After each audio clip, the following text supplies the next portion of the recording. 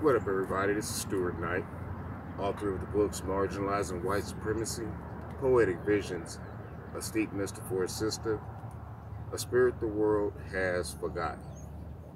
And today, right behind me, is a spot that in January, I think of 2008, a young black woman was killed by a white supremacist by a sniper shot. Brittany Williams, I believe her name was. She was 21 years old and a promising medical student at UNO. But today, I want to tell a story. Oh yeah, there was, at that time back behind me, there was a grove of trees that hid the sniper. And maybe a year or two after the killing, they cut the trees down to kind of hide the shame, to kind of hide their shame. But I want to use this spot here today to tell a little story from my life. I would say probably back 30 years ago, probably back around in 1993, 94, somewhere around in there. I caught a gun case. You see, I was leaving a low-income housing area where I was visiting a girl that I was seeing at that time, and I was carrying a registered firearm. And as I was leaving the place, my muffler was loud on my car. Back then, I was scrambling trying to get my little paper, and I had a card, and the muffler fell off. So my muffler was loud. So as I was leaving this project, I got pulled over by the police. Now, mind you, I had a registered firearm. So when the cop came up to the car, I showed him my weapon. I showed him I had the gun in the car and was going in my pocket to get my registration. Well, then, the officer proceeds to, pull his gun out on me and point it at the window and say, "Don't move or I'm going to kill you." So I'm sitting there, I'm like, oh my God, this cop getting ready to shoot me after I just showed him I had the pistol. But anyway, I said to him, "Hey, officer, calm down. It's a registered firearm and everything. I just showed it to you. I'll get on now, let you handcuff me. You can do your thing. Check it out or whatever." So I get out the car. He handcuffs me. He grabs the gun, and he proceeds to tell me that, you're going to jail for carrying a concealed weapon. And I was like, "What, man? I just sat there and showed you the gun." He was like, "Well, you're going to jail for carrying a concealed weapon."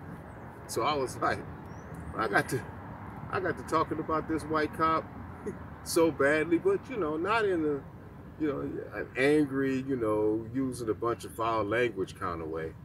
I was kind of telling him that he was a savage in an articulate, intellectual kind of way. And I kept this up all the way until we got to the police station. Even while we was at the police station in the booking room, I just kept calling him all kind of barbarians and savages and, uncouth, low intellect, barbarian. I'd call him everything in the book, but nothing that could be considered chargeable offenses. Well, and I was doing that for just one reason only. Because I wanted to cite him into an action where he tried to assault me, and I had every intentions on killing him. And that's the honest truth. So I was trying to walk him into a killing. That's what I was trying to do. But we get down to the booking station, and I'm sitting there still ranting at him, and then he says to me, he says, "I bet you want to see me dead, don't you?" And I looked at him and I said, "No, I don't want to see any human die. But some humans just ain't worth living."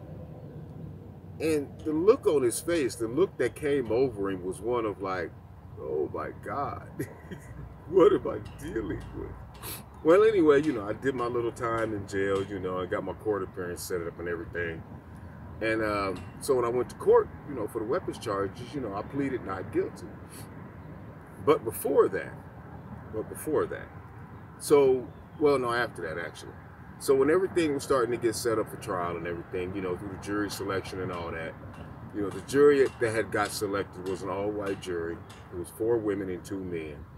So, you know, at that jury selection, I obviously thought, I was like, you know, no, I'm done, but I'm still going to stand on it and carry through because, you know, I didn't do this, you know. So the day that the trial began, you know, I showed up in the courtroom a little early, you know, because I had been looking up in some law books and everything about what should you do, you know, how should you conduct yourself, you know, as a defendant. So I showed up in the, you know, courtroom with a notepad and a pen. And I was sitting there, you know, jotting down some things that I was going to say, some things I was going to look for. And in that same courtroom, you know, it was the stenographer, the prosecutor, and the judge. And so the judge asked the prosecutor, you know, well, what we got on the docket today, you know? And the prosecutor looks at him and says, oh, we have a case of an individual who's carrying a concealed weapon. And the judge immediately says, why do these people do this? They know they're guilty. Why do they waste our time? And I'm sitting there in the courtroom hearing all this, and then all 3 of them looked up at me, and I'm still looking at my pad writing, you know, acting like I ain't heard a goddamn thing. So then, the trial starts and everything, and you know, I come up to the defendant table, and you know, the judge looks at me, you know, and I'm like, oh my God, he just heard our bigotry. But anyway, so the trial's ongoing and everything. I didn't have, you know, nobody who could get on the stand for me. I can't remember who actually did. I think the mother of my child, she did. She gave me a good character reference. But I had to get up on the stand and defend myself. Now, you know, the public defender was trying to tell me, no, you ain't got to do all this. But I was like, I'm the only one who can stand here in my defense and tell the truth. So I get up on the stand, and, you know, meanwhile, before that, you know, the prosecutor, he had already tried to paint me as some kind of madman with a bazooka, and I was going to go around and shoot a bunch of white people. You know, I mean, he used a white jug of bleach and shot it at very close range with the 45 caliber weapon that I had at the motherfucking time.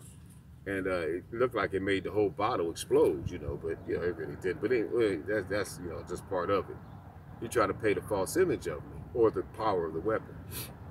So I get up on the stand, and then me and the prosecutor jostling back and forth, you know, and he's trying to trap me up in my words and try to get me to lie. But all I had to do was tell the truth. That was it. And I ate that prosecutor alive. I mean, he was so frustrated that midway through my testimony, he was at the point to where he was turning beet red. His hair was sweating out. He was rubbing his forehead, trying everything, you know, to flip me up on the stand, you know. And the only thing I could do was just sit there and grin at him. Like, yeah, you getting it. Well, anyway, you know, I went through the trial, told my story and everything. So the jury comes back with a not guilty verdict, which I was shocked at. I was like, oh my God, how the hell did this happen? But, you know, the jury came back, you know, with a not guilty verdict. And I was so elated. I was so elated. Well, years later, I ended up catching a domestic case, unfortunately. You know, problems with the mother of my child. I didn't know to leave that alone. I paid the price on that one. But I caught this domestic case, and it was the same prosecutor trying that domestic case that tried that gun case. And he's getting up there, and he's calling me, painting me like I'm some kind of, you know, 400 monster with 3 arms, 2 legs, and I just run around and I'll beat up on a woman simply because my suit is a degree too cold. You know, I just often just go kick her in her ass. You know, nah, I wasn't even that type of person, but he gave this whole spiel, you know, and when he got finished, the moment he got finished, I just looked at him and bust out laughing right in the middle of the courtroom. The whole courtroom started laughing. You know, the judge started banging the gavel and was like, Mr. Knight, I'm going to find you in contempt of court if you don't cut that out. And I'm still steady laughing, you know. And I looked at the judge, you know, and it was a black woman, surprisingly. It was a black woman. I looked at the judge and I said to her, I apologize, Your Honor, you know, but me and this certain prosecutor, we've had some dealings before. And I kept sitting there looking at him. He just kind of like looked down at the floor because I knocked the floor with him. Well, anyway, that went on and everything, and turns out I got found guilty, and I had to pay like a $600 fine for the domestic cost. That was it, which is basically getting off. I didn't get no jail time or anything like that. You know, and I praise that sister for that, because she seen I was just caught up in a circumstance to where, you know, the woman I was with, you know, she done some trifling things, and you know, and she stepped in a man's shoes, and I had to, you know, I had to handle it like that. You know, I'm not one of those kind of people that'll say you ain't never supposed to hit a woman. She stepped in a man's shoes, she gonna get treated like a man. But anyway, the main purpose of me telling that story of that trial that I went through and all that is that sometimes, you know, in life, when you stand for something, you got to truly stand on it. You know, the spirits is going to test to see whether or not you mean it when you really say that you pro-black. You know, have you instilled all the learnings that you've taken in about the greatness of your culture into your very character and being, and then begin to exhibit it upon the world that you're faced with? You know, if I hadn't had a sense of pride in myself in that moment, in dealing with that police officer, in hearing that judge and that prosecutor, you know, sentence me to guilt before the trial even started, if I didn't have that sense of, you know, myself, my capabilities, and who I could be, I would have faltered up under that pressure, and I would have became the nigga that they wanted me to be, or that they perceived me to be, and I just couldn't do that. I had to stand on my truth, even if it was to cost me. And that's the moral of this story. Sometimes you just gotta stand for something.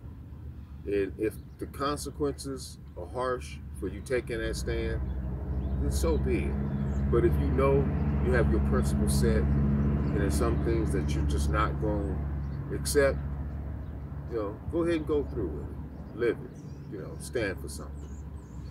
Be pro-black.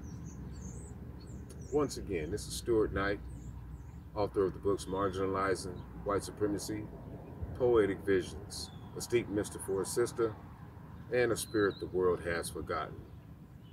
And rest in peace, Brittany Williams. You would have been 35 years old. Rest in peace.